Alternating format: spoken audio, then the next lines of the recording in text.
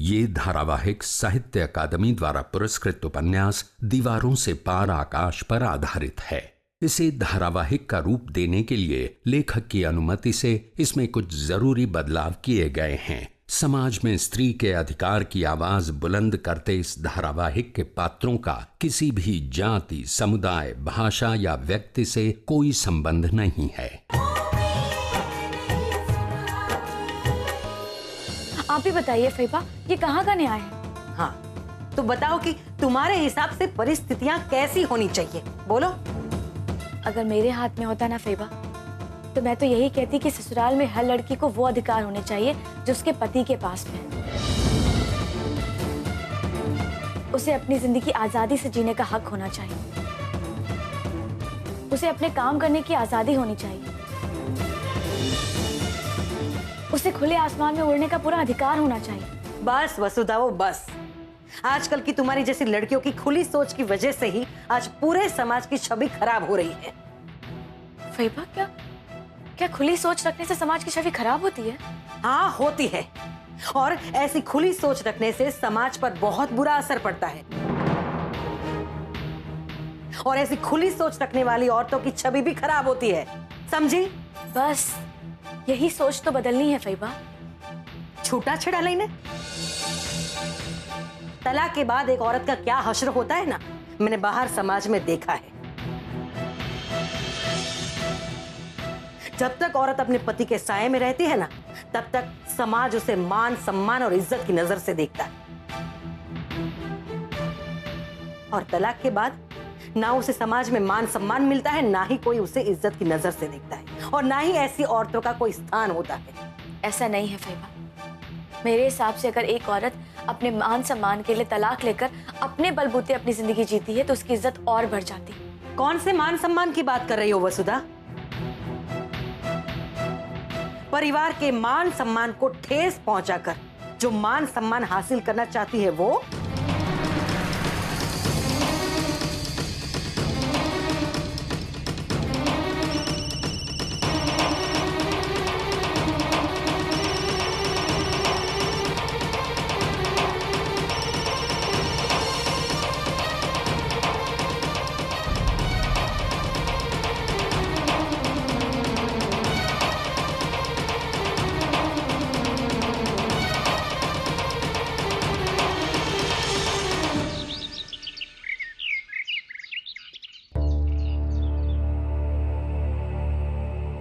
अब क्या प्लान है?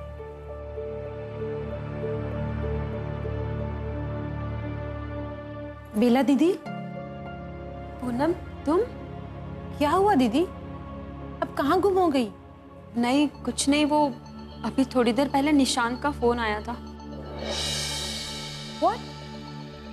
उन्होंने आपको कॉल किया था? हाँ, वो एडवोकेट अजय संघवी ने जो उन्हें नोटिस भेजी है ना, उसी बारे में बात करने के लिए कॉल किया था। क्या कहा उन्होंने? क्या बातें हो रही है भाभी ननद में? वो निशांत ने बेला दीदी को फोन किया था। कब? अभी थोड़ी देर पहले। कह रहा था कि तुमने जो एडवोकेट अजय संघवी से नोटिस भिजवाया है, उससे मैं डर नहीं जाऊंगा। फिर बोल रहा था कि तुम्हारे पास तो एडवोकेट को देने के लिए पैसे नहीं थे, तो फिर पैसे कहाँ से आए? और वही यहाँ वहाँ की बातें जो हमेशा की तरह सुनाता रहता है। लेकिन उसने आपको फोन क्यों किया था? पता नहीं, पर मुझे ऐसा लग रहा है कि ये नोटिस देखकर वो बौखला गया है। जरूर वो थोड़ा बहुत डर गया है। उसने ये कभी एक्सपेक्ट नहीं किया होगा कि उसे मेरी वजह से कोर्ट तक जाना पड़े। सुपर, ये तो अच्छी बात है। Thank God. और वसुधा भाभी को बताया आपने? मैंने वसुधा को बताने के लिए ही कॉल किया था, पर उसने मेरा कॉल काट दिया। ओके, कोई बात नहीं, उनसे बाद में बात कर लेंगे। लेकिन इस बात पर एक छोटी सी पार्टी तो बनती है। आपको तो बस बहाना चाहिए पार्टी बनाने का और किचन में जाने का। और क्या, भाई है मेरा, मेरे लिए एक छोटी सी पार्टी तो दे ही सकता है। पहले भाई किचन में नहीं घुसने देता था और अब बहन भी नहीं घुसने देगी। कोई बात नहीं, दोनों भाई बहन मिलके अच्छा अच्छा खाना बनाते रहो, मैं बैठ के बस खाती रहूंगी।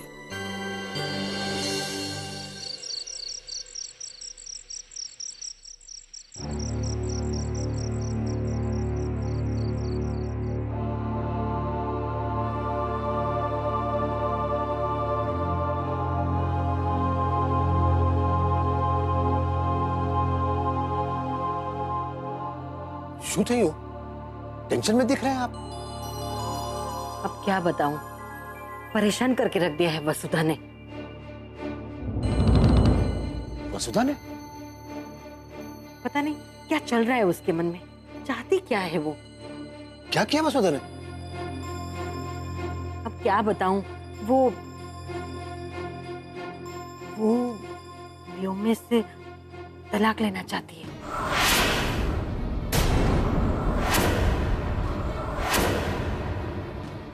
क्या? तलाक? छूटा छेड़ा? लेकिन ये अचानक कैसे हो गया बूढ़ी बहन? मैं कौन है खबर, वो तो वही जानती है। अरे बूढ़ी बहन, वसुधा ने आपसे छूटा छेड़ा की बात कब की? वसुधा ने किसी से कुछ नहीं कहा, पर आजकल ना उसका व्यवहार एकदम बदल गया है। बात बात पे वो झूठ बोलती है। उसी से मुझे और व्योमेश को पता चल गया कि वो यहाँ इस घर में खुश नहीं है, छूटा छेड़ा लेना चाहती है। एकदम साची बात है। मैं आपको बोलता हूँ, ये अगर वो आज इस बारे में कुछ कहे ना,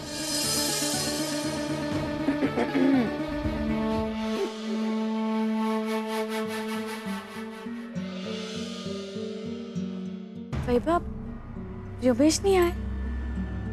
उसे भूख नहीं है, वो सो गया है। सो गए इतनी जल्दी? एक बार कीधु ने सो गया है तो सो गया है, उसमें कौन सी बड़ी बात है। चल जल्दी जल्दी खाना परोस। जी वैभव।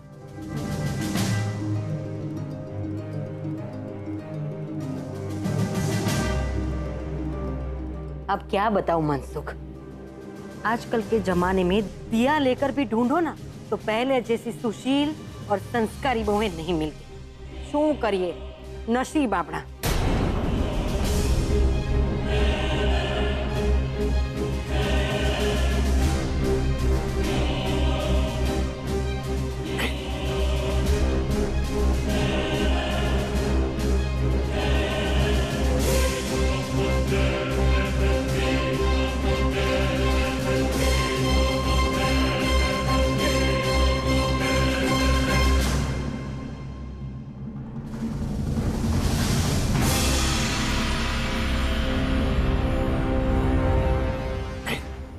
आप इस समय एकदम चुपचाप रहिए, बिल्कुल मत बोलिए।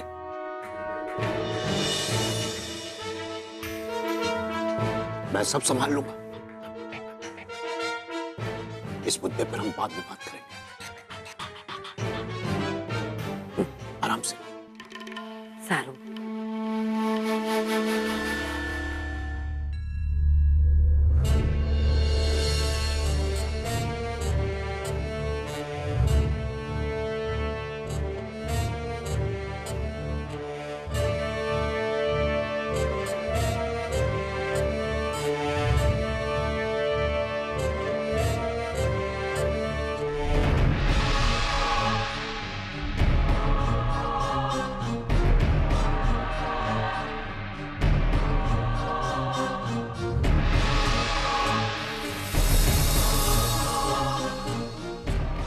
पता नहीं फैबा हमेशा औरतों के आगे बढ़ने की बजाय उन्हें पीछे क्यों ढकेलती रहती है।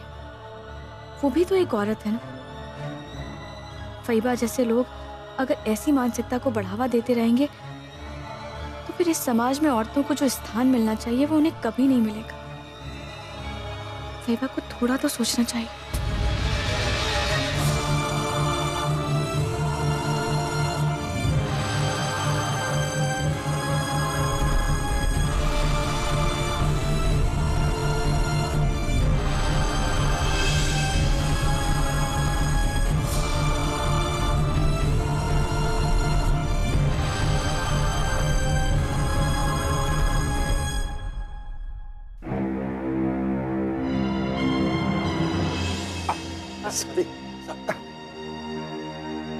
मनसुख, क्या हुआ? ऐसे छुप छुप के किससे आ रहा है? क्या हुआ? ताकि वसुधा को पता ना चले कि हम उसके बारे में यहाँ बात कर रहे हैं। और अगर पता चल भी गया तो क्या हुआ? हम किसी से डरते हैं क्या? ना ना मोटी बहन, आज तुम्हारी भूल छे। क्यों? क्योंकि बहन, याद रखना, आजकल लड़कियों का ही जमाना है। पुलिस हो या कोर्ट, हर जगह उनकी सुनवाई ज्यादा होती है। पर मनसुख, हमने जब कुछ किया ही नहीं है तो फिर डरना क्यों किसी से? हाँ,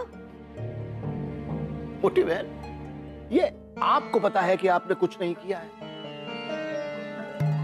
ये मुझे पता है कि आपने कुछ नहीं किया, व्योमेश भी ये जानता है कि आपने कुछ नहीं किया, लेकिन बाहर वाले ये नहीं जानते हैं कि आपने कुछ नहीं किया। मान लीजिए कि वसुधा अगर बाहर जाकर सबको ये बता देती है वो इस घर में दुखी है, और क्यों दुखी है? क्योंकि हम लोग उसका शोषण करते हैं, तब क्या करेंगे आप? छोटी बहन, इस बात को गलत साबित करते करते हमारे पसीने निकल जाएंगे, हो सकता है नाक से खून भी निकल। अब बताइए क्या करेंगे? लेकिन मनसुख, वो किस बुनियाद पर ये बात साबित करेगी कि हम उसका शोषण कर रहे हैं या हमारे घर में वो खुश नहीं है, हैं? मोटी बहन, उसके प्रति आपके रवैये की बुनियाद पर। मतलब? सीधी सी बात है, आपने कभी सोचा है कि वसुधा ने आपको आज तक ये क्यों नहीं बताया कि वो व्योमेश से तलाक ले रही है? हाँ, क्यों नहीं कहा? क्योंकि वो चाहती है कि आप उसके साथ उसी तरीके से व्यवहार करते रहें जैसे करती आ रही है। पर उससे क्या होगा मनसुख? हमारी बूढ़ी बहन, आप नहीं समझेंगे, मैं समझाता हूं।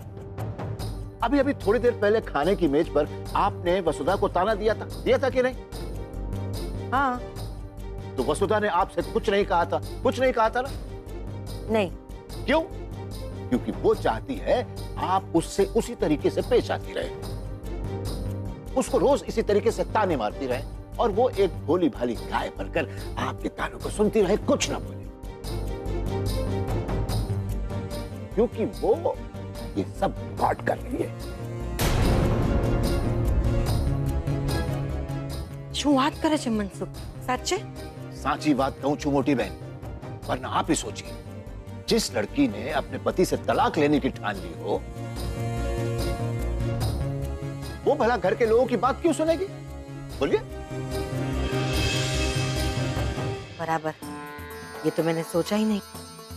ये तो बात है कि आप मुद्दे की बात तो सोचती नहीं, मतलब सोचती है, समझती नहीं।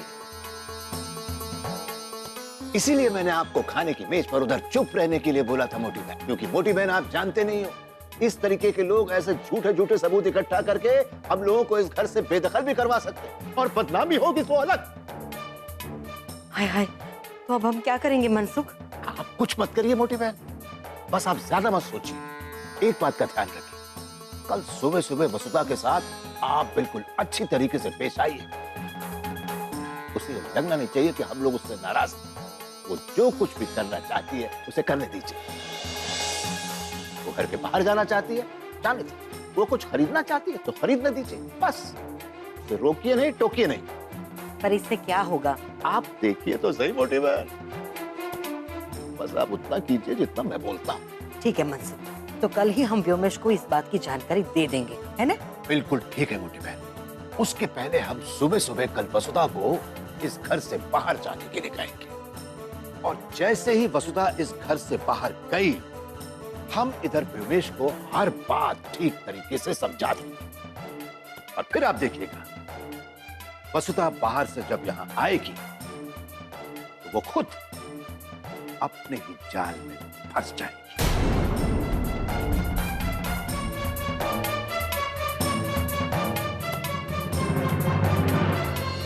मेरी बात घर पे नहीं थी भाभी? ऐसी कोई बात नहीं है, सब लोग घर पर ही थे पूनम। तो फिर आप घर से कैसे निकली? तुम बिलीव नहीं करोगी पूनम, आज फैबा ने मुझे खुद बाहर जाने के लिए कहा।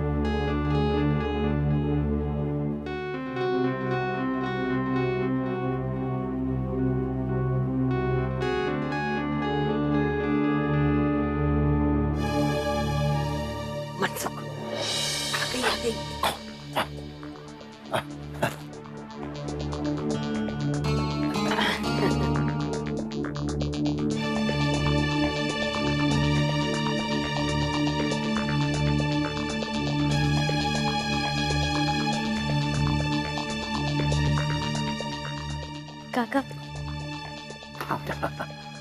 Thank you.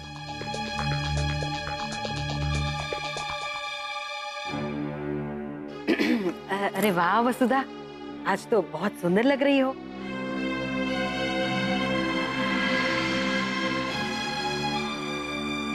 शुक्रिया फैबा। वाह भाई वाह, क्या वो पड़े हो। सुबह सुबह वसुधा के हाथ की चाय पी के ना एकदम ऊर्जा आ जाती है ना। हाँ मोटी बहन, एकदम साची बात छे, एकदम साची बात। ऐसी चाय तो मेरे लिए मंजू ने भी नहीं बनाई आज तक। शुक्रिया काका। अरे हाँ वसुधा, वो तुम्हारी सहेली है ना बेला, उसके यहाँ अब सब कुछ ठीक है ना। हाँ फैबा, सब ठीक है उसके यहाँ। अच्छा, मेरा मतलब है कि तुम वो उससे मिलने जाती हो या नहीं। मेरा मतलब है कि जब से तुम इस घर में आई हो ना, तब से तुमने घर से बाहर कदम ही नहीं रखा है। और अगर तुम्हें तुम्हारी सहेली से मिलने का मन करे तो तुम्हें मिलने जाना चाहिए, है ना, जाना चाहिए। हाँ बहन। सच फैबा, मैं बेला से मिलने जा सकती हूँ? और नहीं तो क्या है।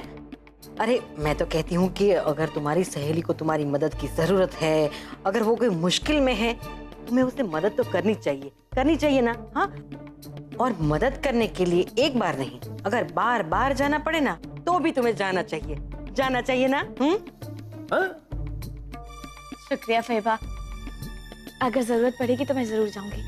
हाँ, और मैं क्या कह रही थी कि सिर्फ बेला से ही नहीं, ऐसे ही अगर तुम्हें बाहर जाने का मन करे तो भी तुम जा सकती हो। जा सकती हो। शुक्रिया फैबा, मैं आप लोगों के लिए नाश्ता लेकर आती हूँ। सारू।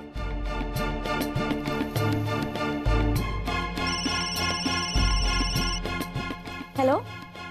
हाँ, मैं वक्त पर पहुंच जाऊंगी। बिल्कुल, अरे जल्दी ही पहुंचूंगी। उसके बाद हमें वकील साहब से तो मिलने जाना है ना। हाँ, चलो मैं पहुंचती हूँ। बाय।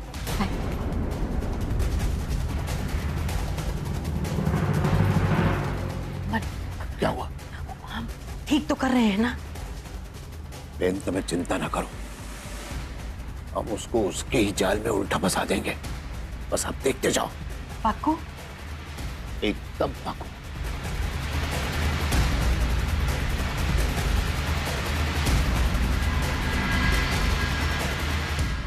पूनम, वसुधा आ रही है आज। कब? घर से निकल चुकी थी, बस पहुंच ही रही होगी। पहुंच नहीं रही हूँ, पहुंच गई हूँ। भाभी आइए।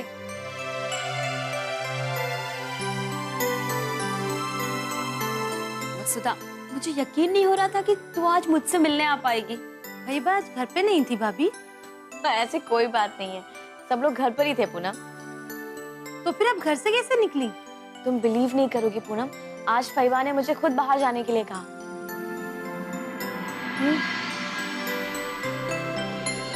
पता है, जब वो फोन पर बात कर रहा था ना, तो उसका मेल डोमिनेटिंग नेचर सामने आ रहा था।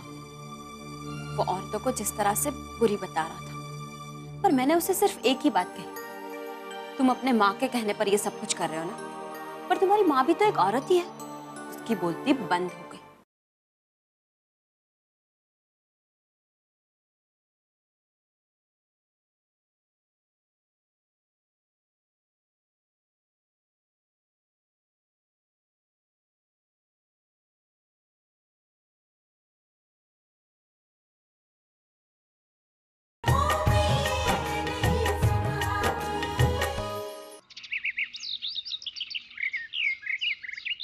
लेकिन फैबा, आपने उसे जाने ही क्यों दिया? अरे बेटा, अभी उसे उसकी मर्जी के मुताबिक करने देने में ही हमारी भलाई है। बेन साचो क्या है व्योमेश, ये तलाक विलाक के मामले में बहुत सोच समझ के कदम आगे बढ़ाना पड़ता है। अगर कल को उठकर वसुधा ने जाकर कोर्ट में या पुलिस के सामने बयान दे दिया कि आप लोग ने उसको इस घर में जबरदस्ती कैद करके रखा था, तो बस बहुत बड़ी मुसीबत आ सकती है। आप दोनों जेल में जा सकते। हाँ, फिर क्या बोला वो? और क्या, उसकी माँ पीछे से सुना रही थी और वो मुझे सुना रहा था। कह रहा था कि तूने कोर्ट की नोटिस भेजकर अच्छा नहीं किया। अब देख कैसे मैं सालों साल तुझे कोर्ट के धक्के खिलवाता। तो सिर्फ बातें ही करता रहेगा या फिर कुछ करने वाला भी है? अगर कुछ करने वाला होता तो फोन थोड़ी ना करता। डरपोक कहीं का। वैसे छोड़ उसे, अभी तो सिर्फ नोटिस गया है। थोड़े दिनों में जब उसे कोर्ट बुलवाएंगे ना, तब पता चलेगा। हाँ सही है। अच्छा तो वकील के बारे में क्या बता रही थी? अरे कुछ नहीं, वो मेरी कॉलेज की फ्रेंड थी ना, उसका बड़ा भाई लॉयर था, बस उसी से मिलने जा रहे हैं। और वैसे भी बेला, डोंट वरी, मैंने भी डिवोर्स से संबंधित सारी डिटेल्स निकाल ली है। ग्रेट। तो कितने बजे निकलना है हमें? अभी थोड़ा टाइम है, मैं बता दूंगी। अरे आज वो किसी वकील से मिलने गई है। बस बहुत हो गया, आज तो फैसला होकर रहेगा। बेटा, नहीं, तुम काफी जज्बाती हो रहे हो बेटा। अपने जज्बात को काबू में रखो और दिमाग से सोचो, शांति से। वसुधा को बिल्कुल महसूस मत करवाओ कि हमें सब पता है कि वो क्या कर रही है। लेकिन काका, हम कितने दिन तक हाथ पर हाथ रख के यूं बैठे रहेंगे? बस कुछ दिन और, सही वक्त आने पर हम अपना तीर छोड़ेंगे। लेकिन सच कहूं तो बेला, अगर कोई किसी के साथ गलत करता है ना, तो 1 दिन 2 दिन या फिर 4-5 दिन खुश रह सकता है, लेकिन बाद में उसे सच्चाई का सामना करना ही पड़ता है। हाँ यार। अच्छा हुआ दीदी हमने एक कदम उठाया, वरना निशांत को तो लगाओ कि साइन करवा दिए और घर से निकाल दिया, बस बात खत्म। और नहीं तो क्या, लेकिन अब वक्त आ चुका है। हमें ऐसे ही आवाज उठानी होगी ताकि निशांत और उसके जैसे मर्दों के दिमाग ठिकाने आ पाए। बिल्कुल सही कहा। पता है, जब वो फोन पर बात कर रहा था ना, तो उसका मेल डोमिनेटिंग नेचर सामने आ रहा था। वो औरतों को जिस तरह से बुरी बता रहा था, पर मैंने उसे सिर्फ एक ही बात कही, तुम अपने माँ के कहने पर ये सब कुछ कर रहे हो ना, पर तुम्हारी माँ भी तो एक औरत ही है। उसकी बोलती बंद हो गई। तुमने बहुत अच्छा किया बेला, जो उसे मुंह तोड़ जवाब दिया। पता नहीं ये मर्द अपने आप को समझते क्या।